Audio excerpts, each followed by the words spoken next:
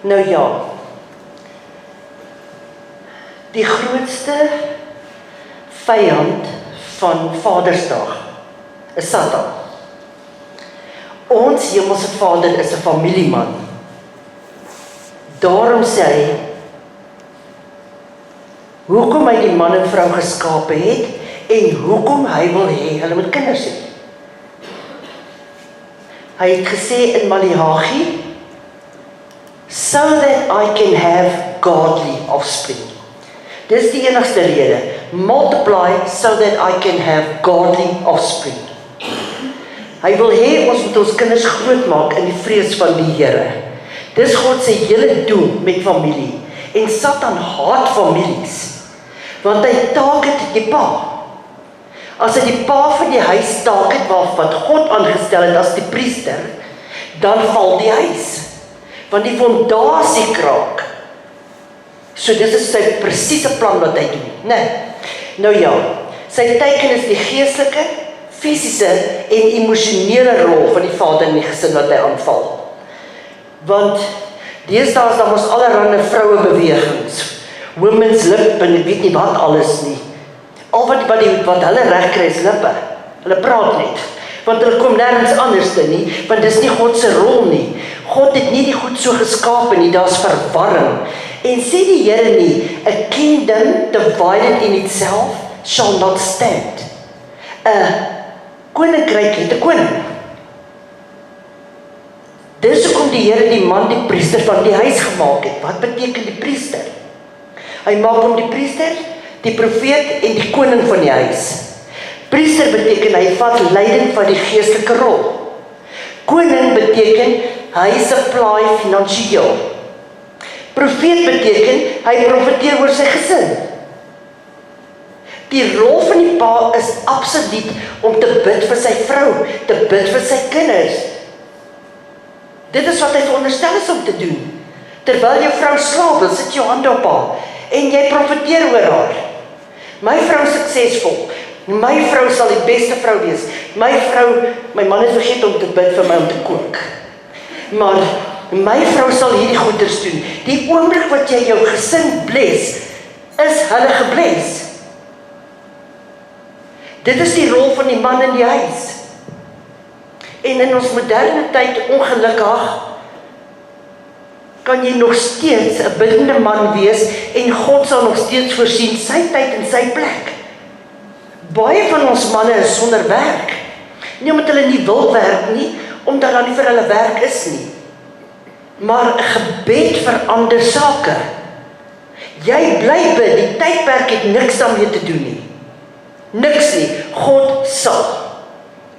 Hy sê, ek is nie 'n mens dat ek sal lieg nie, ek sal voorsien. Nou kom ons kyk 'n bietjie. As hy hierdie verwarring in 'n huisgesin kan inbring, dan bring hy dat dit morele leierskap afkraak. Baie keer is mans retrench en al die goeders. Jy voel sommer hopeloos, hulpeloos, want jy voel jy kan nie jou rol speel nie, want daar is nie daai iets om op te staan nie. Dan is dit die rol van die vrou om te sê, jy kan, jy gaan, ek gaan by jou staan, ons kan hierdie goed doen, die Here is met ons, dan is dit jou rol om te support. Adam moes geweldig intelligent gewees het. Want daar was nie sonde nie. Want die Here sê vir hom, toe hy sy oë oopmaak, wat sê hy vir hom? Name the animals. Elkeen volgens sy persoonlikheid. Ek weet nie hoe met Adam nie dadelik binnekop en doodgetrap nie, maar hy het nie. Maar, name the animals. Jy kan nie dink hoe intelligent moes daai man gewees het, om dit te kan doen. En Adam was God se droom vir 'n man. Hy self het hom uit die grond uit gemaak. Die woord Adam beteken red ground man. God het hom letterlik uit die aarde uitgevorm. En hy het hom werk gegee, name the animals. Dis hoekom jou man vir jou gaan sê, as jy sê my kop is seer, dan sê hy, wat moet ek doen? want hy moet iets doen. God het hom so geskape dat hy die doen-ding is. Werk is nie 'n curse nie, werk is 'n blessing. En mense sien dit nie so nie. En jy as man, want ons praat vandag spesifiek met die vaders, jy as man, dis jou plig by die plek wat jy werk, om te bid vir daai plek. Want as die plek geseën word, is jy geseën. In plaas van om te mou oor jou baas van die môre tot die aand. Ek dink hy kan ook 'n paar goed sê. Sê jy, hierdie company is blessed in the name of Jesus Christ.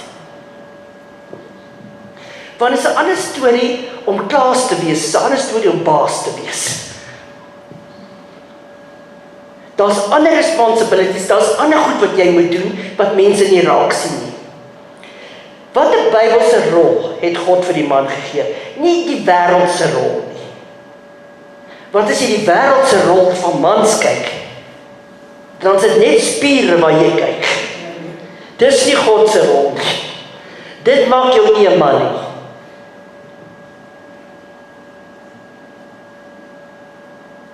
Dit moet gym en dit moet hierdie goed, dis great, dit moet gebeur. Dit is goed om na jou liggaam te kyk. Maar dit maak jou nie 'n man nie. Dit maak jou 'n man as jy God dien. Eerste plek. Dit maak jou 'n man as jy jou vrou kan lief hê en respekteer. Want daai twee kan jy nie skei nie. As jy haar lief het, sal jy haar respekteer. As jy haar respekteer, sal jy haar lief hê. Dit is God se rol. Kom ons kyk wat sê hy. Eerste plek sê hy, Deuteronomium 6, vers 6 en 7.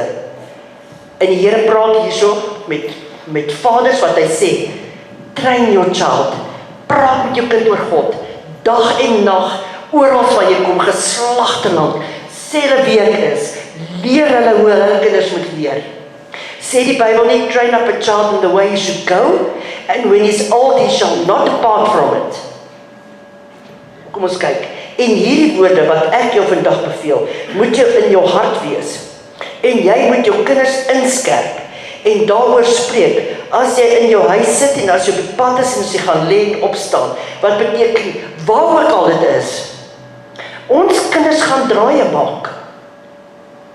Jy weet, hulle word beskerm in die huis groot, ons praat vanoggend daaroor, nou gaan hulle in die wêreld in, daar's soveel dinge in die wêreld, wat hulle op 'n jong ouderdom moet probeer konker, wat hulle moet probeer verstaan, wat ek en jy hulle nie in boeke kan leer nie, maar die grondslag is daar gelê, en jou kind sal terugkeer, na dit toe wat hulle moet doen. Dan sê hy, die voorbeeld, wat vaders moet stel vir hulle kinders. Kinders leer deur wat hulle sien, nie hoor nie. Doen jy soos ek sê, Pietie, nie wat ek doen nie. Is die spreekwoord, wat die ou mense gebruik het. Kinders leer by wat hulle observeer. Ons het in Witrifuur het hulle vir ons opleiding kom gee oor kinders. Dis amazing om te sien. Dan sit hulle hierdie 7 en 8 maande ou babietjie op die tafel neer. En dan begin hulle in grootmenstaal vir hulle te vertel van die skepping. En God het Adam en Eva geskape en dit en dit. Dan moet jy sien hoe gaan daai kind te kere. Hoe opgewonde raak hulle? Want hulle spirits is connect to God. Hoekom dink julle 'n baba op sy rug? Is gees tot gees. Dan die groter kindertjies, dan vat ons hulle zoo toe. Hulle is nie naby die zoo nie, hulle sit in die klaskamer. Maar jy sit hulle so in 'n kringetjie, en dan sê hy vir hulle, jy gaan na die leeu se hokke toe, jy gaan na die renoster toe, jy's by die olifante, jy's by dit, en dan speel jy net die geluide van waar dit is. Dan moet jy sien. Hier is die olifant spuit my nat dan nie. Daar's nie olifant in sig nie. Die verbeelding van 'n kind wat God daar gesit het. Dis hoe kinders so eerlik en opreg is. En natuurlik is daar altyd die een in die klas. Julle weet mos. Daai een wat sy tannie gepad, daai bok. Daar's altyd die een in die klas, hulle moet ook daar wees. Hulle maak dit so excited. Dan, jy skiet daai bok nie. Okay, tannie. Jy weet daai tipe van storie. Dan het ons vir hulle sommer aap se gesiggie geteken en watte gegee en liquories vir die neus.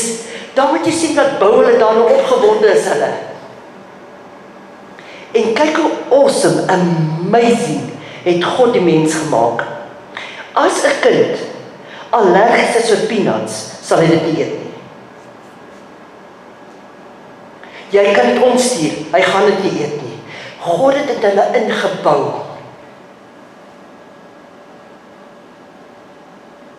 En dan sê hy, my pa, juffrou, my pa doen dit, juffrou, my pa, want hulle sien, die rol van 'n pa deur God geskape is, ek wil eendag wees soos my pa. Dis wat God daar doen. Dogters en pa het 'n ander verhouding as ma en dogter. Is dit nie waar nie? Ma en dogter klatsch altyd. Dis waar. Ek en my dogter stry dat die bissies bewe.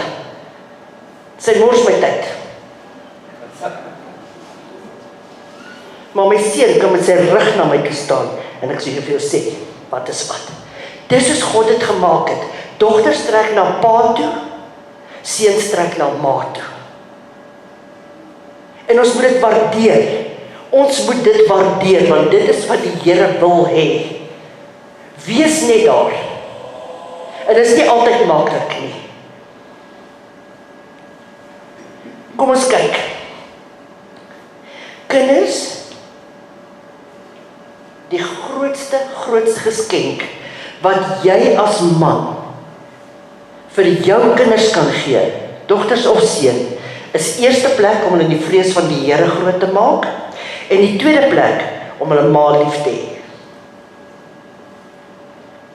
Dis die grootste geskenk.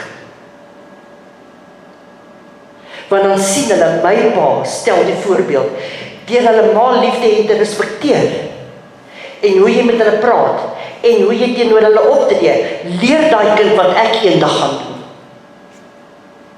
Daai twee geskenke is kosbaar in die oë van die Here. Hy sê, manne, jy moet jou vrou lief hê, soos jou eie liggaam. Want wie sal sy eie liggaam skaad? Dis wat God sê. Voorsiener en beskermer. 1 Timoteus 5 vers 8. Wat 'n pa gaan nie sy kinders beskerm met sy lewe. Maar iemand wat vir sy eie mense en vir al sy huisgenote nie sorg nie, het die geloof verloon en is slegter as 'n ongelowige. Nou moet julle mooi luister nie. God praat nie van iemand wat wil werk maar nie kan nie. God praat nie van iemand wat in die posisie is om dit te kan doen, maar dit nie doen nie. Want ons het 'n regverdige God. En in 'n huwelik waar 'n pa is daar nie bedelaars nie. 'n man hoef nie te bedel vir aandag nie en die vrou ook nie. Jy moet dit natuurlik kry. Want dis wat God gegee het. Kyk wat sê hy hierso. Die rol wat God wil hê die man moet vervul vir alles Vader in sy huis. Die woord van God staan vas. Julle, ons het 'n handboek waaruit ons kan leer. En dit is nie 'n handboek nie, dit is 'n lewende lewenslesse. Want die Here het vir ons gewys wat moet aangaan. Dink julle van die disippels was getroud? Ja. Want die Here het dan Petrus se skoonma gesond gemaak. Dink net hoe hy hulle vertel het, hoe hierdie goed moet gedoen word. Hoe tree jy op? En die Bybel sê, die vroue wat God met hulle goed gedien het, dat vroue saamgetrek, om in Jesus hulle se behoeftes te kan voorsien. Daar was vaders daar, want die Here het dan die kinders gesê, los dit in hulle eie dooies, hulle eie dooies begrawe. God die Vader het gesê, wie sy vader of sy moeder liewer het as vir my, is my nie werd nie. Dis harde woorde. wie sy vader of sy moeder liewer het is vir my, is my nie werd. Want die eerste vader moet jou God kom. Jou hemelse Vader, jou voorbeeld, jou leidsman, jou raadgewer moet eers te kom, om jou te leer hoe om jou gesin te lei. Dan sê hy, wel, ek en jy kan nie vra vir 'n beter Vader nie. Groter liefde, genade het ons nie gekry as ons hemelse Vader nie. Daarom sê Jesus, Abba Vader. Abba, die liefdevolle een. Vader, die een wat dissipline toepas.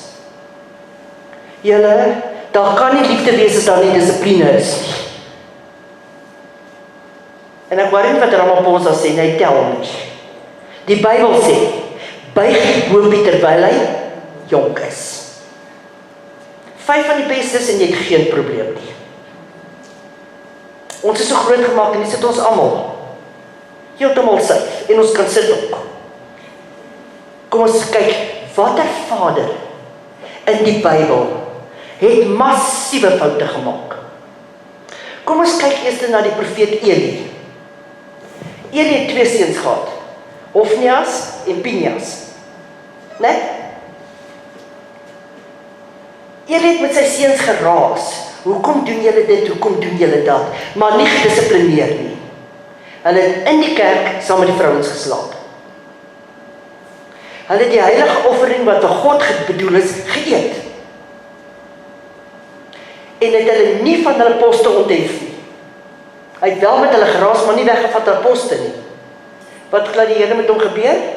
Hy laat hom reg agteroorval, altyd sy seuns sterf in een geval, laat hom agteroorval en breek sy nek. En hy's 'n priester, hy het God gedien al die tyd. Jy kan nie, jy kan nie kinders grootmaak sonder dissipline nie. God verwag ons moet dissipline doen. Dissiplineer God ons nie, en hy noem ons sy kinders, nie kleinkinders nie, daar is nie kleinkinders in die Bybel nie. Agter kleinkinders of wat nie, hy noem ons sy kinders. En hy dissiplineer ons. In die boek Jakobus 2, ag dit loutere vreugde. Jakobus 1, ag dit loutere vreugde as julle in allerlei versoekinge verval. Want daarin verwek dit lydsaamheid, dan sê wat gebeur as jy al hierdie goeders doen. Ons moet kinders met dissipline grootmaak. As ek net kyk na die Amerikaanse kindertjies, hulle het skaars tande, dan is dit OMG. Wie my naam in wyn gebruik, sal ek nie ongestraf laat nie. En dis hulle spreektaal. En Amerika is veronderstel net om die plek te wees met die meeste Christene. Ek kan dit daai nie verstaan nie. Maar kom ons kyk na 'n pa wat 'n massiewe klomp foute gemaak het. Koning Dawid. Hy verloor sy eerste seun, wat hy in adultery met Batseba gehad het, verloor hy sy eerste seun. Kyk sy optredes na alles. Hy vas, hy bid, hy eet nie, terwyl die kind lewe nie. En die Here stuur die profeet en sê vir hom, gaan hy kind vat. En die kind sterf. Dawid staan op, hy sê, julle kan dit gaan lees in 2 Samuel, hoofstuk 11 en 12. Dawid sê, ek gaan nou nie meer vas en bid nie, die kind is dood. Hulle sê, maar hoe nou? Terwyl die kind leef vas en bid, jy moet jy nie nou vas en bid nie. Hy sê, nee, ek kan na hom, hy kan na my toe kom nie, maar ek gaan na hom toe. Kyk sy reaksie, hy gaan onmiddellik en hy val in aanbidding neer.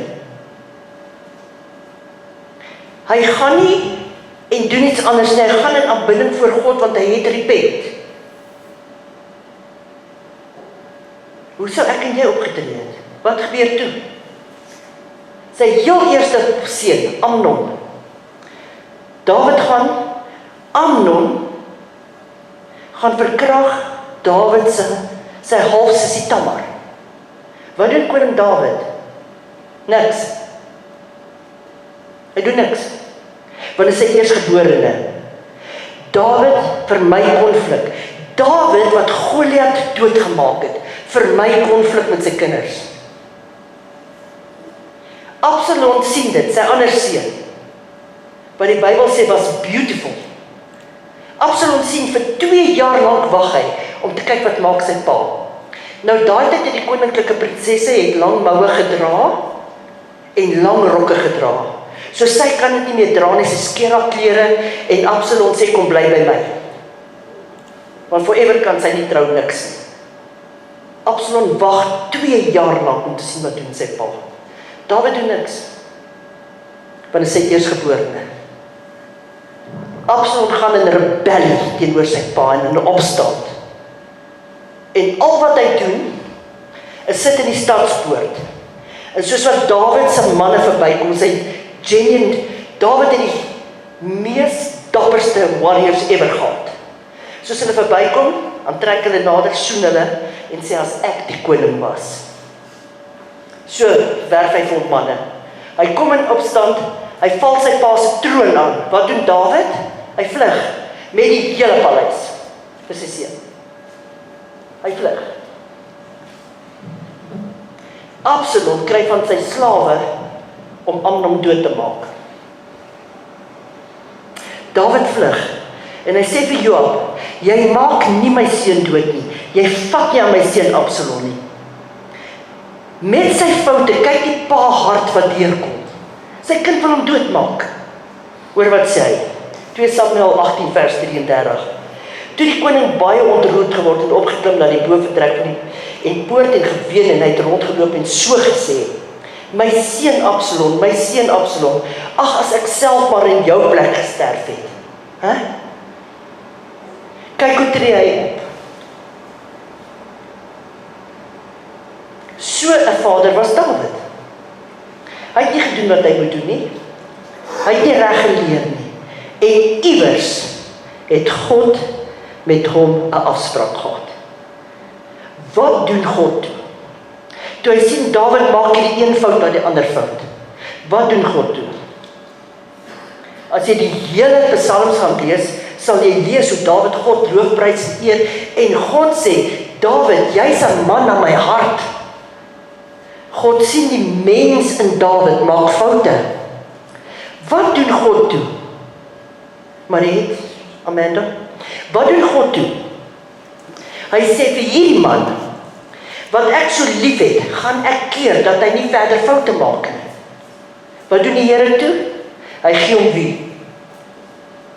Salomo. Hy bless hom met Salomo. Hy gee hom die rykste man ever, hy gee hom die wysste man ever.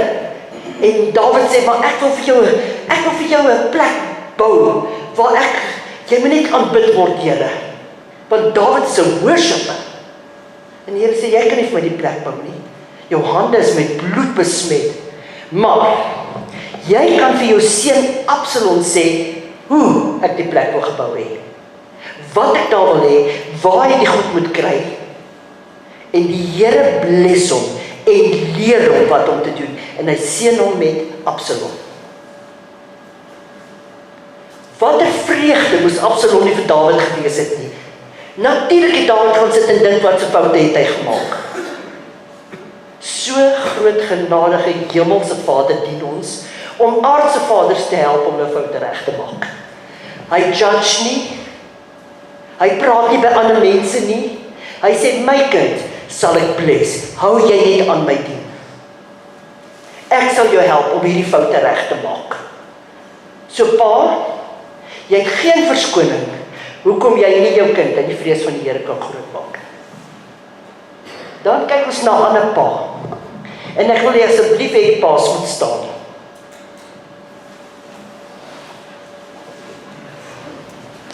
Ons kyk na 'n ander pa. Sy naam is Josua. En ek wil die pa se hoor sê. Ek en my huis, ons sal die Here dien. Ek en my huis sal die Here dien.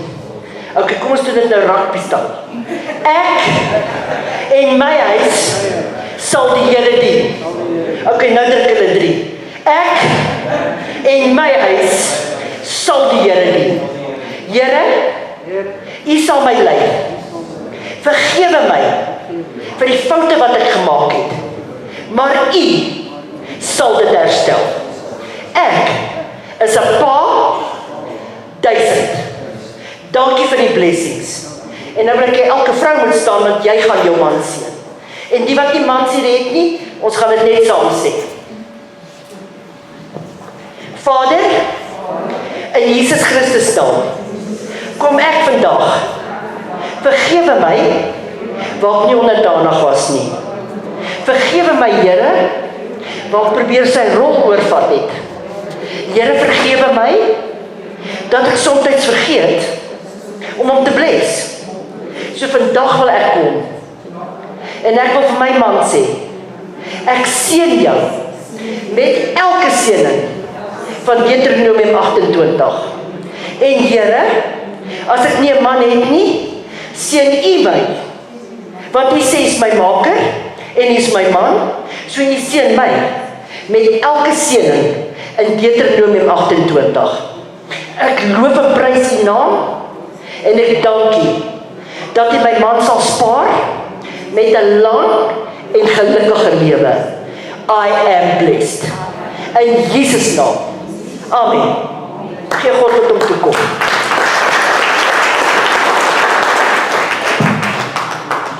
Al bid 500 pastore vir jou, 700 dominees, en die Vader weet wat nog. You're not blessed. You are blessed because God bless you. So loof die Here vir nog 'n dag. En ons het vir julle almal sommer net so ietsie gemaak, net 'n lekker vinnige, my skoons het gebak tot watter tyd in die nag. Julle wil nie my gebak broe nie, dan sit julle môre almal by Dr. Alberts. So, ons het vir julle reg gemaak. Ek wil julle asseblief elkeen moet opstaan voordat julle ry.